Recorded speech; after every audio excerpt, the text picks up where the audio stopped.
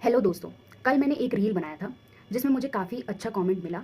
लेकिन जो non medical लोग थे उन्हें वो रील समझ नहीं आया, तो सोचा कि क्यों ना उनके लिए एक एक्सप्लेनेशन वीडियो बनाया जाए।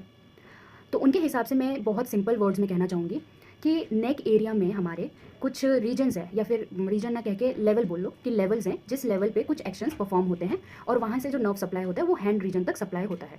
अब वो जो सप्लाई होता है उसके through sensation and motor function perform होते हैं।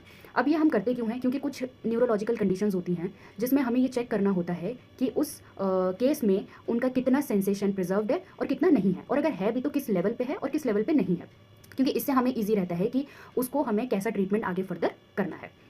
अब उस वीडियो में जो मैंने मेंशन किया था, सबसे पहला था उसमें C1 and C2। C1 and C2 को हम नॉडिंग भी बोलते हैं। नॉडिंग हम कैसे करते हैं? जैसे हम हाँ बोलते हैं उसको हम नॉडिंग बोलते हैं। तो हाँ कैसे बोलते हैं? इस तरीके से हमारा C1 एंड C2 का फंक्शन है। देन आता है C3 का फंक्शन। C3 का फंक्शन जो है वो हमारा साइड फ्लेक्शन है। साइड फ्लेक्शन कैसे होगा? कुछ इस तरीके से हमारा साइड फ्लेक्शन है। देन आता है C4। C4 का फंक्शन है हमारा शोल्डर एलिवेशन। शोल्डर एलिवेशन कैसे होगा? कुछ इस तरीके से। ये हुआ हमारा शोल्डर एलिवेशन। देन उसके बाद आता है हमारा शोल्डर एबडक्शन, जो कि C5 रीजन का होता है। अब वो कैसे होगा? हमारा शोल्डर कैसे रहेगा? ये कुछ इस तरीके से, और ये हमारा शोल्डर एबडक्शन हो गया।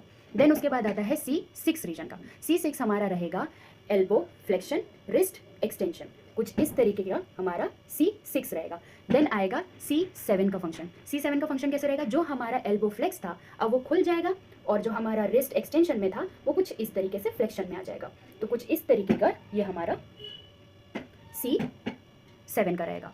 देन C8 का फंक्शन। तो C8 का फंक्शन कुछ इस तरीके से रहेगा, जैसे हम थम्स अप करते हैं वो हमारा C8 का फंक्शन रहेगा। तो थम्स अप में क्या हो रहा है? थम्स हमारे एक्सटेंशन में है और जो हमारे फिंगर्स हैं वो कुछ फ्लेक्शन में हुए हैं।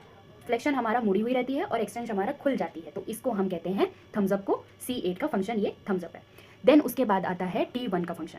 T1 के फंक्शन में क्या होता है? हमारी जो ये सारी हैंड के फिंगर्स हैं, ये सारे फिंगर्स ये कुछ ऐसी होती हैं, लेकिन इसको जब हम ऐसे खोलेंगे तो ये हमारा कहा जाता है T1 का फंक्शन है।